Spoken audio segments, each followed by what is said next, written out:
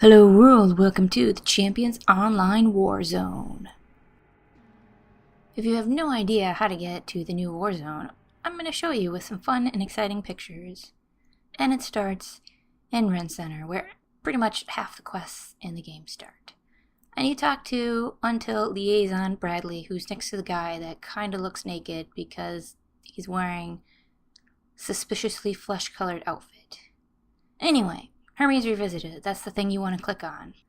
Then you want to go to the Until building. It's, between those two onslaught targety guys, and it's the bottom option. If you have two options going through the door, it's the bottom one. The top one is the Nemcon crap, and the bottom one, oh yeah, you have to be level 40 by the way. Don't even bother. I don't think you can get in the zone if you're not 40. I don't know. Maybe it doesn't show up. I don't care. Anyway, you talk to What's-Her-Face for the Operation Demon Flame Lady, and you get the quest, Realm of Destruction. And down the hallway from her is like a power armor dude. Why there's a power armor dude inside, I don't know. But I think if there were horrors popping through this little portal, which is in the room right next to him, he'd probably get his ass kicked, so I can't see him being useful. But there he is, he's guarding the hallway. There's only one doorway there. There's like nothing else down that hallway except for the door that goes to a portal that takes you to the war zone. And you get a fantastic cutscene. And that's sarcasm because it's a dumb dude reading you Yeats. Yep, that's the cutscene. I skipped it twice. And then the third time I actually looked at it. You can skip it and watch it whenever you want. So if you really, really love the cutscene, you could go talk to Wizcraft, pick the vision option, and you can watch that cutscene as many times as you want. And I don't even think it was worth watching once because it didn't tell me anything about the zone, which is kind of annoying. The first thing that I absolutely hate about the zone is how everything is purple. There's weird purple pus trees, the ground is purple, like there's just purple rocks with like purple weird veiny things through them. The buildings look purple, the enemies are purple, the sky is purple, there's a filter effect that's purple. I mean, it's just like an overload of purple and it looks awful. I've never really liked the Q zones, and yes, it's going to be Q, because I'm not pronouncing that, and you just have to deal with it. Never liked the look of this, but I wasn't making videos to complain about it before, and I wasn't posting on the forums to complain about it before when we had, the demon helm, whatever crap that we were in the zone before. It looks terrible. I hate it. And no one really, people complain. Every time we have, the Nightmare Evasion event, people complain about how awful Millennium City looks. When we have the Blood Moon, people complain about how awful Millennium City looks because you have these terrible filter effects. The sky actually doesn't look bad, but in combination of everything else being purple, it just looks terrible. And it doesn't even make sense to me because the Q realms are supposed to be anti-life and anti-creation, which to me does not say purple. It does not scream purple to me. The first thing I think about is Barren Wasteland. That would make sense to me, and I do not think of purple everything when I think of Barren Wasteland. And the two things that come to me off the top of my head are a desert, a hot, dry desert with cracked ground as far as the eye can see, and you got maybe an oasis shimmering in the distance or something, but basically lifeless desert, or far north, the frozen tundras where it's so cold that nothing can grow, and maybe Rocky Mountains or something like that. That is what I think of when I think of lifeless, because there's no life there, and of course flat. Geological activity, to me, is not lifeless. It shows that there's something happening. This zone has rocks and shit everywhere, which would normally only form if there was geological activity. So there's none of that here, which there shouldn't be, because it makes absolutely no sense. And I know this is supposed to be magical, but the magical energy has to come from somewhere, and I can't see anyone wasting their energy to make rocks that did not serve a purpose, because the rocks in this zone, most of them serve no tactical purpose. Now, if you were, if someone had rocks around their base as a type of fortification, that would make sense. There are rocks and stuff and random pillars and spikes. It doesn't make sense. And the trees are not lifeless. I know they're warped and weird and look like they're purple pussy things, but they're there. And this is supposed to be anti-life and anti-creation. There shouldn't be trees. There should be no trees anywhere, because it does not make sense for the lore of the game. So this whole zone, as far as I'm concerned, is designed so badly. Oh, and there's road. There are roads conveniently to every enemy base. It's just, I don't even know what to say. It doesn't. There's no vehicles. There are no vehicles. I don't think I've seen a single vehicle here outside of the ones in the destroyed area. Those are the only vehicles in the entire zone. And you know where they're not going? Anywhere. They stay inside the base. They just kind of roam around pointlessly. And there's only there's only a few of them there. They have the helicopters and they have some ground vehicles. And that's it. There are, no one's walking anywhere. No one's driving anywhere.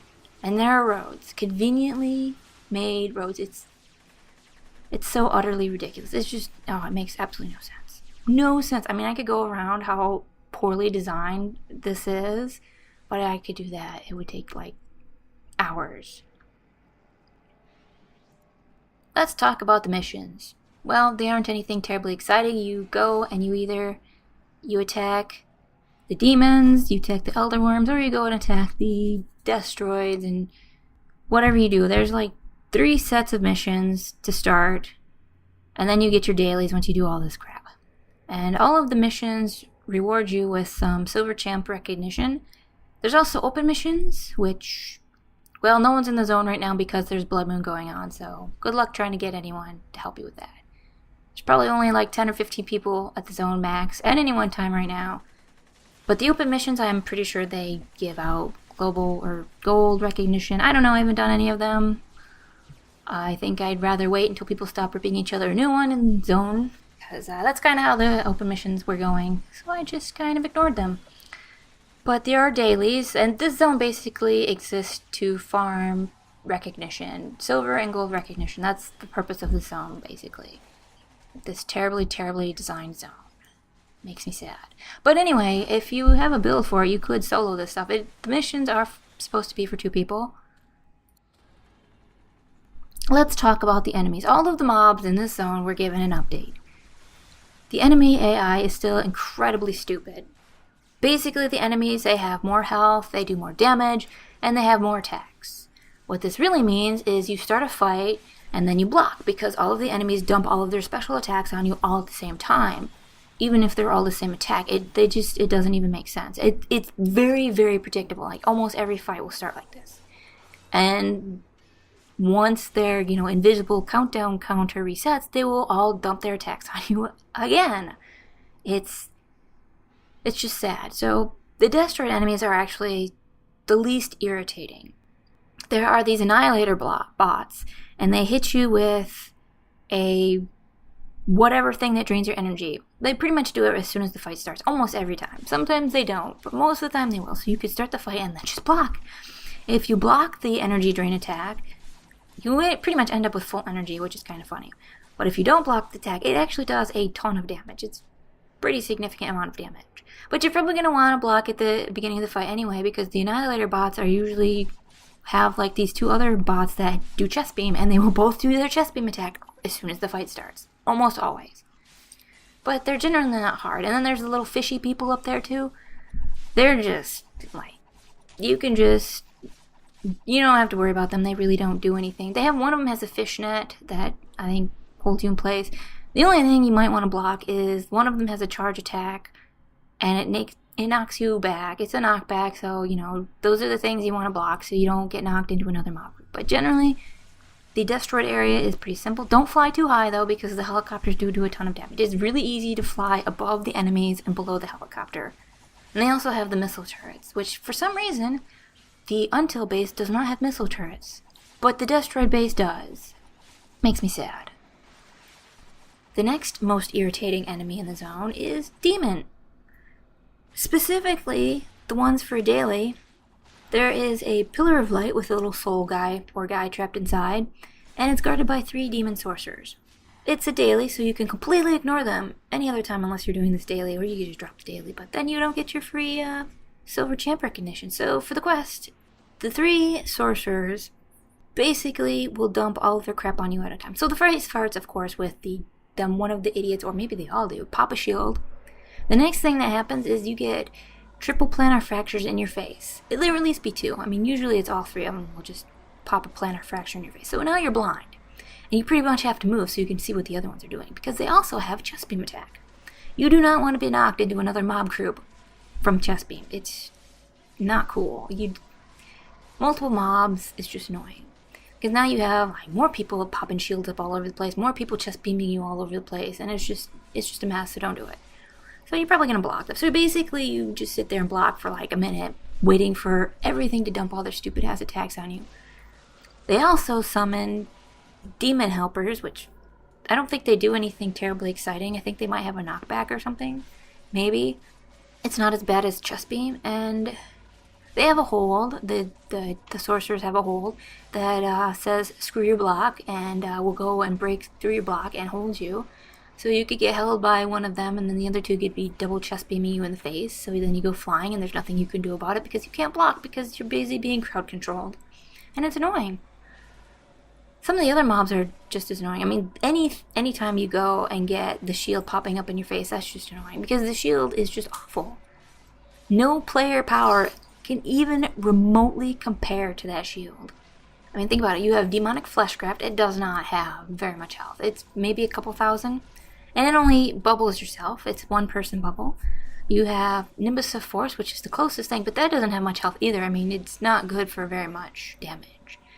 So that's out. And then you have Redirected Force, which has to be maintained, costs an assload of energy, and does not fully bubble the team anyway. It does not prevent all damage. It's only a percentage. It's like 10%, I think.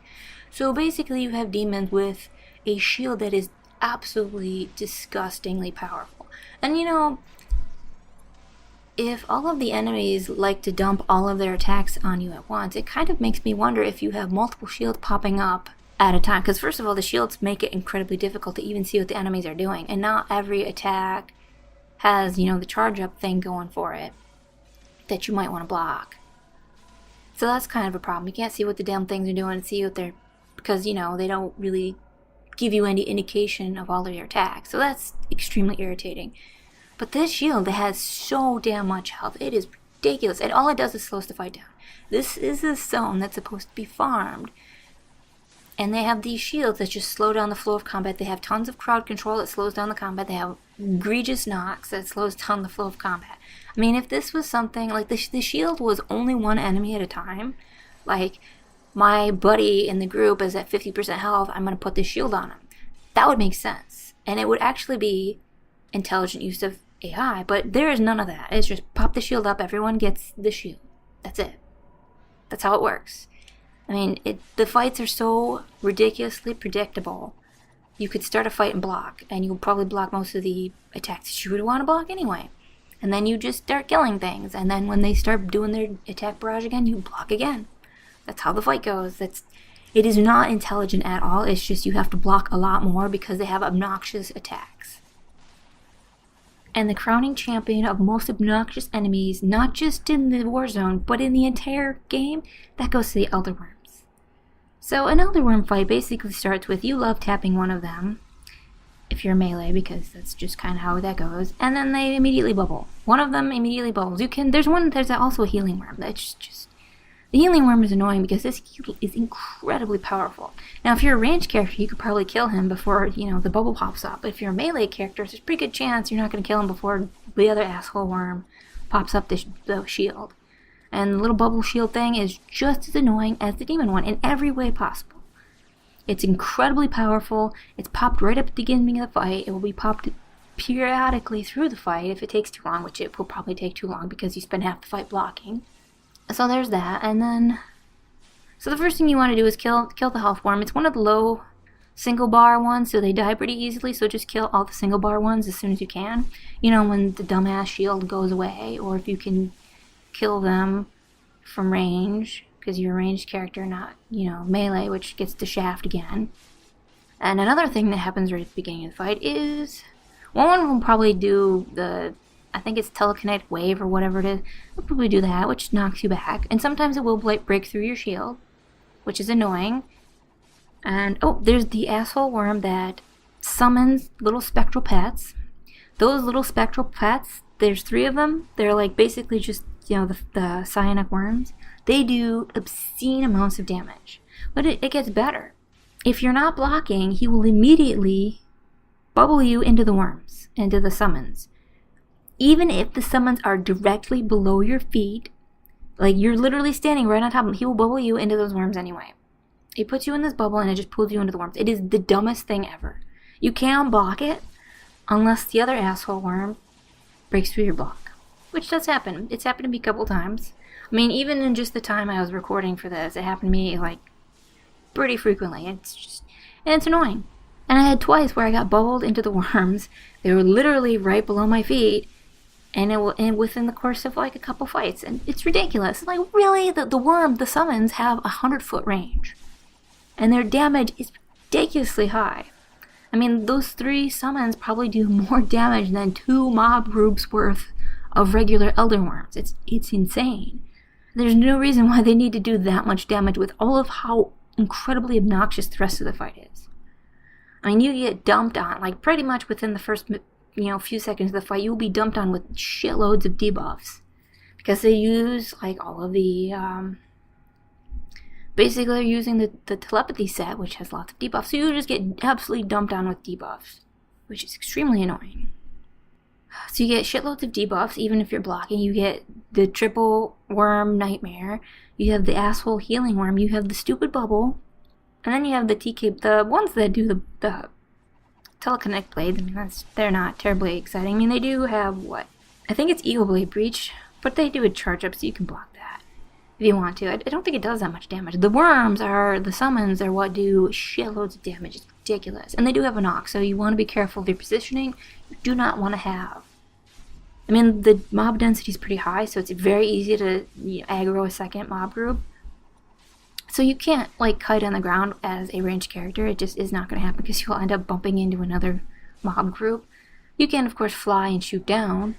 So the Elder Worms, the fights are so obnoxious. Like, all of the fights are obnoxious. It's just the most awful fight, the awful things ever. And they still have stupid AI. I mean, the beginning of the fight is always going to be you sitting there blocking, waiting for them to do their dumbass barrage of attacks. And when they summon those triple summon wormy things that do tons of damage, you could run out of range. Or, well, you probably want, if you're melee, there's not a whole lot you can do about it. You just kind of sit there and try to kill everything all at once. So the Warzone is basically the best place to go if you want to farm Silver Champ recognition. And the sad thing is that if you want to solo this area, it kind of requires a very specific build. I mean, you really want to have Juggernaut or Force of Will. You want to have Wardian plus Vindicator or Guardian plus Vindicator, and you probably want Invulnerability as your passive. I have 2 characters with Justice gear. One of them used Dodge. Going through that zone with a dodge-based character that had Constitution Mastery was freaking awful.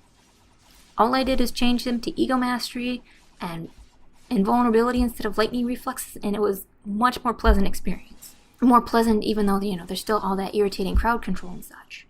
I mean, if you have the build that can go through this stuff, it's still going to be annoying.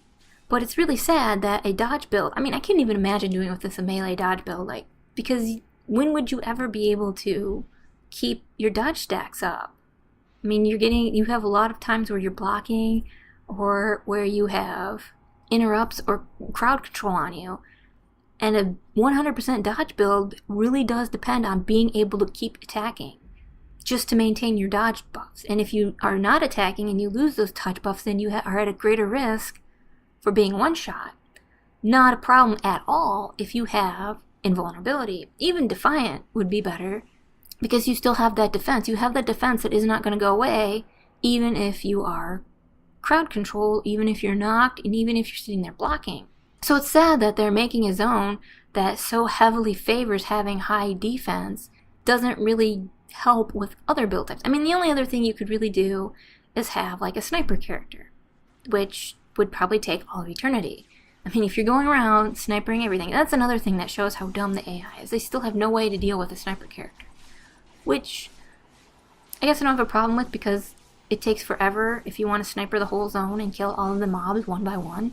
So I guess that's a trade-off. You don't get hit, but it takes you eternity to go through the zone. I know, it's just sad to me that all the zone really does is makes a larger division between the people who already have a really powerful character with the cheesy stuff, and pretty much everybody else. But even if you want to farm up Silver Champion recognition just for the costume pieces, this is probably still the best place to do it, because it's one-stop shopping. You go through one load zone to get there. Well, 2 if you talk about getting into the Untitled building in the first place, or Unity, or whatever it is. Compare that to the other stuff, where you go in, you pick up the mission, and then you leave the building again, and then you go to the superjet, because at least most of those missions are probably somewhere else, and then you have to come back to the building, you drop off all the quests, and you get your final quest. And if you have to go to Lemuria, that's just awful, because, like, nobody ever remembers where those stupid caves are. I mean, unless you've gone to Lemuria and done those dailies like 1,000 times and you know exactly where the caves are, you're probably gonna have to look them up on, like, the wiki or something. So basically, farming, which kind of is not exactly terribly fun, and definitely is not terribly fun in the Warzone, is better because you don't have to go all over the damn place. And I'm pretty sure the dailies actually reward more silver champ recognition now than the old stuff did.